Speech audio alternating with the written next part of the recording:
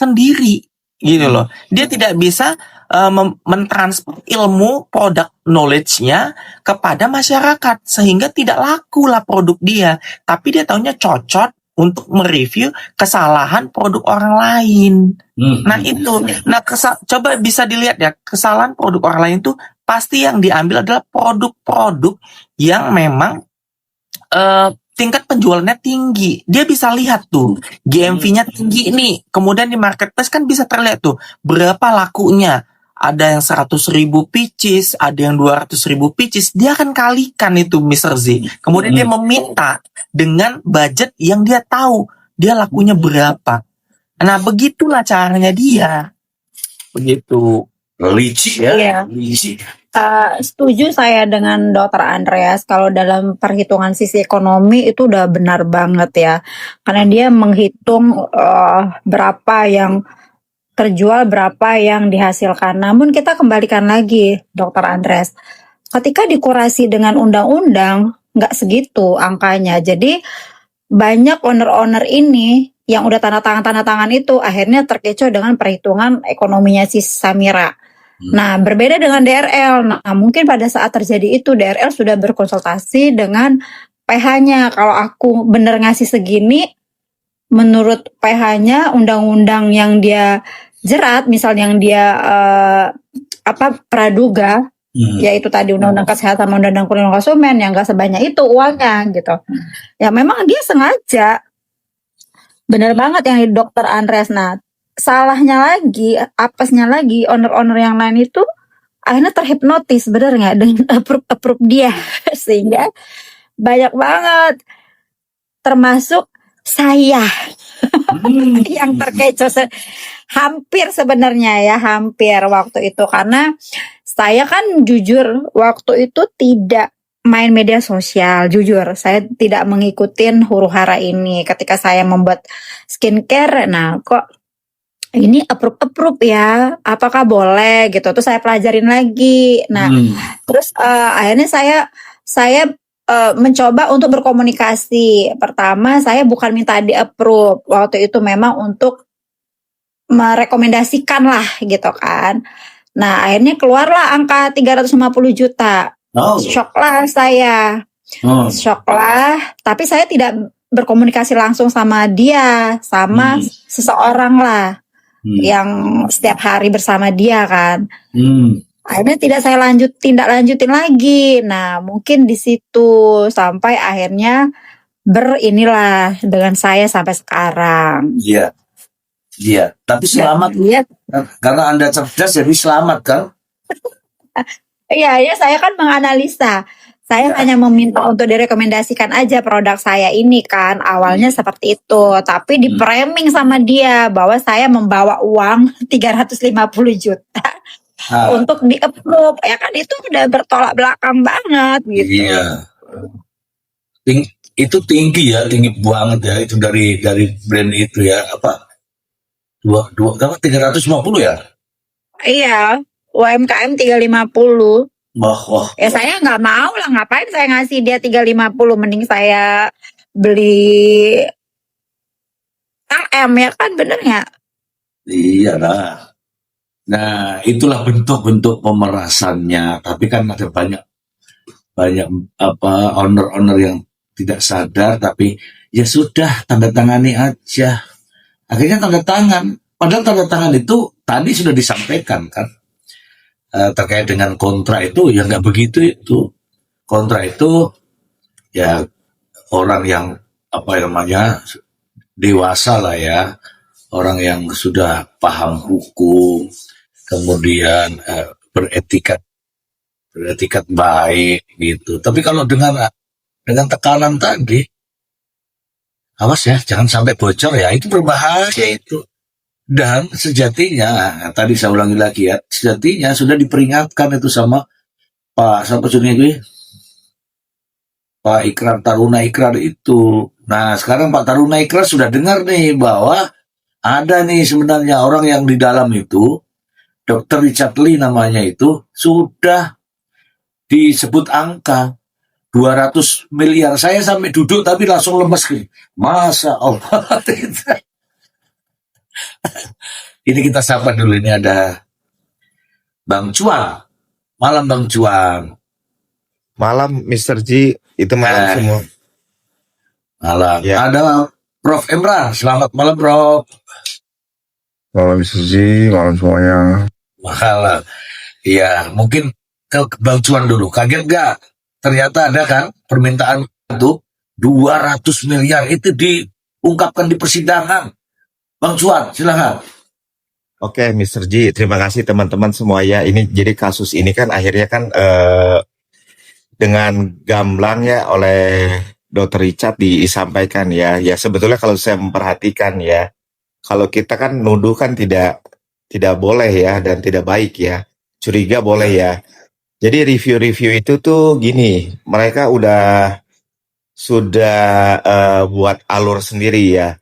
Yang istilahnya tuh mengeksploitatif tuh sengaja mencari kelemahan orang produk untuk mendapatkan keuntungan pribadi, itu jelas.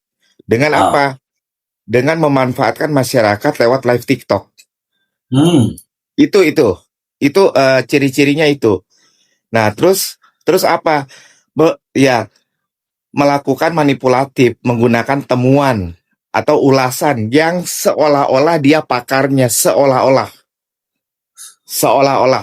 Iya. Nah, itu pada saat penekanan 2 poin ini, nah, pada saat direview, kebetulan brandnya yang punya owner A atau B, dia ketakutan. Pasti itu. Ya kan? Nah, tujuannya apa? Tujuannya mendekati. Ciri-cirinya itu. Pasti itu ciri-cirinya. Kan wajar dong, jangan di-review, ya kan? Nah, seolah-olah halal, padahal haram meres. Ini seperti ini. Ini jadi peranan BPOM ini penting. Ya, jadi itu akan kelihatan adalah sebetulnya kalau orang-orang seperti itu bukan itikat baik, itikat buruk. Review tidak lagi bertujuan memberi informasi kepada konsumen, Iya. tetapi sengaja untuk mencari keuntungan pribadi, Mr. Ji. Itu jelas. Itu jelas ya. Nah, tujuannya apa? Tujuan dia, goalnya adalah opportunity. Peluang yang para owner tanpa sadar ketakutan. Ya, pada saat ownernya tidak takut karena nilainya angkanya luar biasa besar, jadilah langsung masuk ke ranah hukum. Seperti itu. Jadi ya etis atau tidak ya tidak etis. Makanya sekarang negara kita harus ada payung hukum. Nah, sekarang kasusnya Dr. Richard ini bagus. Jadi kalau saksi-saksi yang memang misalnya saksi asal-asalan, ini harus masuk semuanya. Sebetulnya kita harus kasihan sama saksi itu. Kenapa? Karena mereka di brainwash. Tapi mereka karena sudah siap maju, siap resiko. Jadi ini tinggal sekarang pakar-pakar hukum tinggal berbicara. Ya, kalau kita lihat sangat gamblang tadi ya, yang waktu di persidangan, bagaimana si pelapor atau saksi banyak tidak tahu. Ya, karangan lah seperti itu.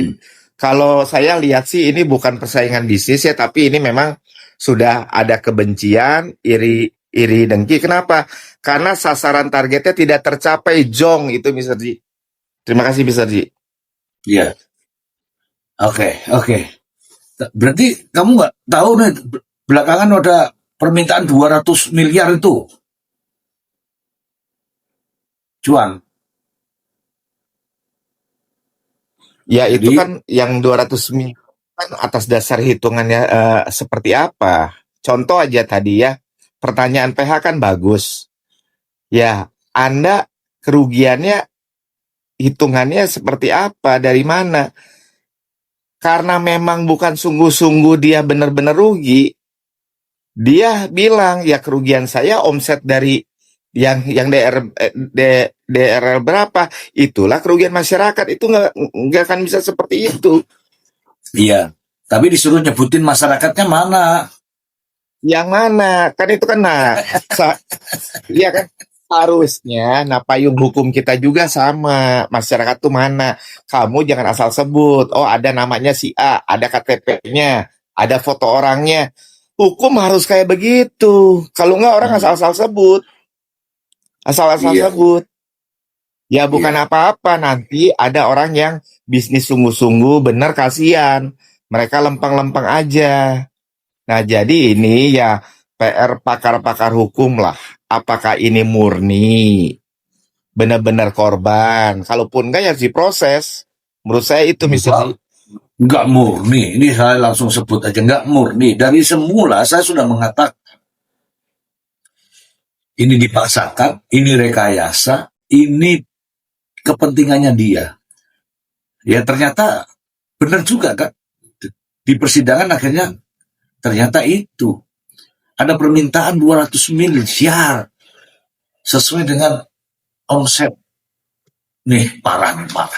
Tapi Mr. J, Ya, mau tanya dong pendapat Mr. J. Tadi kan PH-nya Richard Lee nanya tuh, dalam kesaksian sebelumnya, saksi yang satu bilang ditemani oleh seseorang. Ditanya siapa, suruh tanya sama si Samira. Tadi si Samira ditanya itu siapa. Dia nggak bisa jawab, lalu dia jawabnya kemungkinan lawyernya. Kok dia bilang kemungkinan lawyernya? Kalau kita punya tim membawa satu kasus, pasti ada tahu lawyer dong. pasti kan tahu dong. Oh itu Tahu lawyer dong. saya, namanya ini gitu kan. Nah Tahu ini dong. menurut Mr. J siapa itu orang? Kan itu minta dicari kan nggak boleh dong didampingi sama orang yang nggak punya Fitri, kepentingan. Hadir. itu Asbun dia, Asbun Kak Fitri. Iya Jangan makanya. didengar. Nah itu yang mendampingi si saksi yang satunya itu siapa? Menurut Mr. J dan teman-teman siapa? Ya, Bayaran. Itu bayaran. Makanya kan kalau saya ngomong Markus terlalu kasar ya nggak? ya. Siapa itu kira-kira? Kak Fit itu yang dampingin kemana Kak Fit? Ke BAP ya? Ya, Alat bantu itu Mr. J, alat bantunya. Makanya gini, saksi-saksi itu sebetulnya korban juga, kasihan, tapi dia harus beresiko. Jadi si saksi ini harus bisa pakar hukum rangkul biar mereka jujur. Kebongkar baru Kak Fitri. Benar. Mungkin gini, seharusnya ya yang berhak mendampingi seseorang untuk menjadi saksi itu adalah yang pertama kuasa hukum. Berarti kan dia harus ada tanda tangan surat kuasa lawyernya. Kalau enggak ya keluarga inti, mungkin suaminya, karena melihat, mendengar, mengetahui gitu kan. Tapi kalau bukan itu nggak bisa sebenarnya. Nah dari awal harusnya dilihat kalau memang itu lawyernya, surat kuasanya mana, tanda tangan surat kuasanya. Nah itu kan harusnya kan diminta dari awal. Dan ini kan nggak ada, malah kemungkinan lawyernya kan ya konyol Tunggu dulu, juga tunggu ya. dulu. Ada tadi pertanyaan dari pengacaranya itu begini. Tadi kan Bu Fitri nanya ya, tapi sebentar ya. Begini, itu lawyernya nanya. Ini yang tanda tangan hanya penyidik. Kalau lawyernya itu ada di sampingnya itu. Ada namanya yang didampingi, ada yang di sampingnya. Ini kan kosong. Makanya protes itu. Ini sudah sampai di pengadilan yang mulia, mohon dihadirkan saksi perbalisan. Ini siapa sebenarnya? Gitu. Benar. Eh, itu wajar ya, wajar kalau ada pengacara bertanya gitu. Nah sebenarnya pengacara pun sudah tahu, tapi kan ingin menguji kejujuran itu. Dan memang ternyata nggak jujur orangnya. Mr. Z, yang tadi di sidang saya sedikit aja kan. Mr. Z kan suka WhatsApp ke timnya PH-nya Dr. Richard ya. Ya, Jadi si Dr. Richard kan bilang bahwa produk itu kan palsu. Nah untuk payung hukumnya dari perusahaan Dr. Richard harus buka surat penunjukan ke yang resmi semua distributor. Tanpa surat yang resmi penunjukan, semuanya bukan distributornya atau bukan resellernya. Itu payung hukumnya kuat Mr. Z. iya, Karena Ya, alur ya, iya. Kalau ada karena itu, alur udah oke kan? yang itu udah. Nah, alur pabrikan itu dia akan buat resmi surat penunjukan. Jadi yang tanpa seperti itu mungkin dia dapat dari mana itu belum sah. Karena kenapa? Direktur dari perusahaan itu harus tahu alur distribusi seperti itu. Nah, biar walaupun nanti si saksi bilang ini resmi gitu. Silakan Bu Fitri. Iya, saya penasaran aja tentang siapa yang mendampingi itu, karena dari kesaksian di BAP dengan yang ditanya juga, jangankan si saksi itu, Samira aja kan banyak nggak sama, Mr. Z. Iya. Iya. Banyak, ada yang dirubah lagi kesaksiannya kan? Iya, makanya ditanya, mau yang ini atau yang sekarang? Ada kebimbangan yang mana ya? Karena kita bisa lihat lagi dari kalau di sosmed kan dia, saya pegang kunci katanya, akan saya habisi, akan saya ini. Makanya netizen ini harus jangan percaya kalau dia besar mulut di sosmed. Iya. Ada kata Dokter Andreas tuh bilang itu cuma bacot. Benar. Nah, itulah faktanya ya, faktanya. Saya sapa dulu pendapat ya dari Prof. Emran sebentar ya. Lanjut. Ya, Prof. Izin, Prof. Sih, Ya, ini baru nih ketemu nih, Prof. Nampaknya ada yang disampaikan di persidangan tadi bahwa ada permintaan tuh 200 miliar. Ini sebenarnya kita sudah tebak-tebak nih ada apa. Ya ternyata muncul juga akhirnya di ini. Terus ada juga para owner-owner tuh rupanya ada perjanjian-perjanjian, Prof, yang katanya perjanjian itu awas ada ancaman, ada tekanan. Kalau sampai bocor, saya akan tuntut sekian miliar. Menurut Prof. Imran, kesepakatan seperti ini bagaimana dipandang dari sisi hukum, Prof? Izin, Prof. Imran. iya, bisa sih. Apa namanya? Sebenarnya saya setuju sama semuanya. Apa yang dijelaskan sama Kak Bunga tadi sepertinya juga benar tuh ya. Jadi memang dalam perjanjian itu begini. Sebenarnya begini, saya pengen merefer ke case kita sebelumnya tuh. NA versus apa namanya? DRG ya. Ya. Ini kan motifnya sama nih. Kira-kira kalau kita gunakan relasi motif, berarti kan itu dia mulai dari modus operandi ya. Jadi ada review dulu, lalu kemudian review itu kan memberikan pressure terhadap orang-orang tertentu yang produknya review. Itu yang mengarah pada intimidasi secara psikologi, dia down. Dari situ baru kemudian terjadilah komunikasi.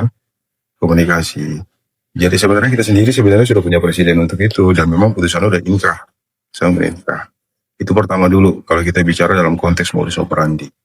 Yang kedua tuh begini, setuju sekali dengan apa yang dijelaskan sama Kak Bunga tadi tuh, Mr. Lee. Memang dalam perjanjian itu ada namanya fakta superfanda 1338 itu menjelaskan itu. Gini dia mungkin secara normatif mungkin begini nih.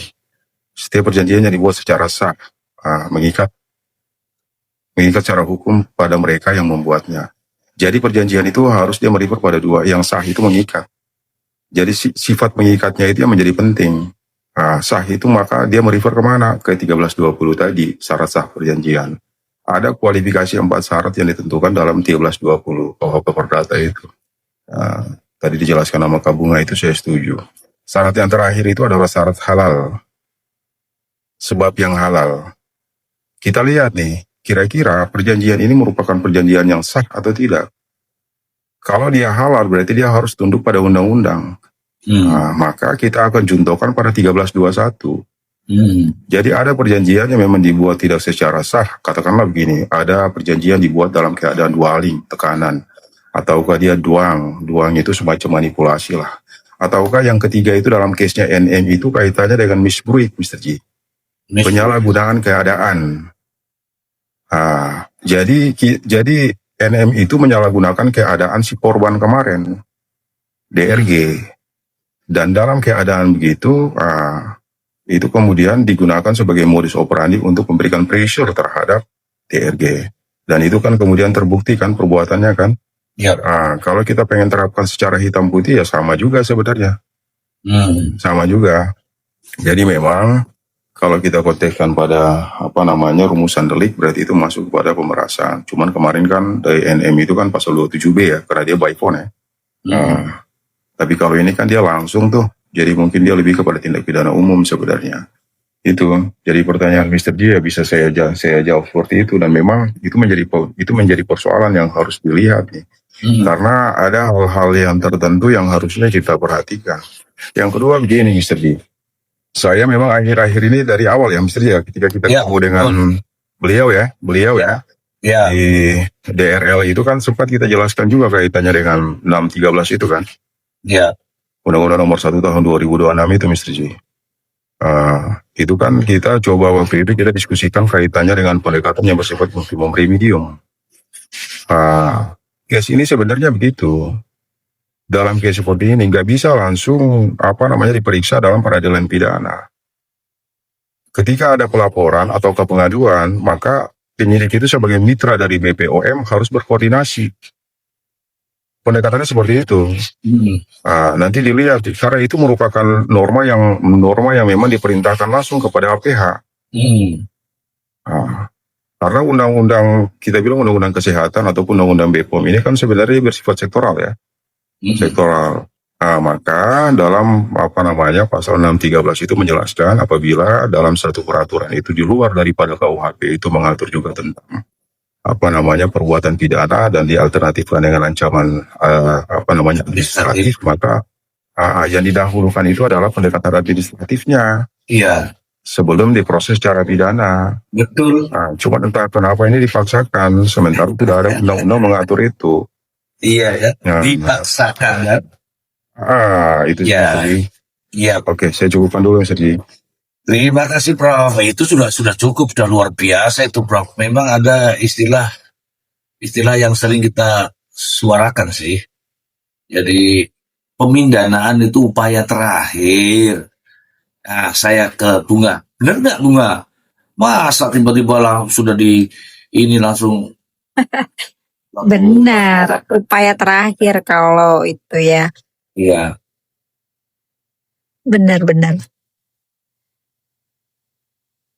Ya, bagaimana dengan perjanjian-perjanjian yang model seperti ini yang dibawa tekanan, kemudian memanfaatkan keadaan dan sebagainya itu. Kan jadi nggak sah itu dalam perjanjian seperti itu tuh. Silakan, Bunga. Oke. Nah, kembali lagi ketika membuat suatu kontrak. Nah, kebetulan kan saya juga membuat banyak kontrak lah ya sama beberapa klien. Memang ada beberapa klausul yang dimasukkan dalam isi kontrak. Nah, itu tadi ketika ada kata sepakat, harusnya kontrak itu turunan undang-undang. Mohon izin Prof. Ya.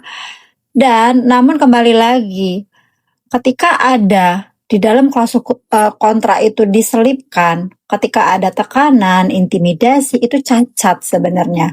Dan itu bisa berakhir demi hukum. Yes. Nah, apabila kontrak ini tidak sesuai atau ada tekanan atau intimidasi, sebenarnya itu nggak sah, nggak bisa dikatakan ini adalah kesepakatan. Apalagi ada salah satu syarat sahnya kontrak itu adalah kan sesuatu yang halal.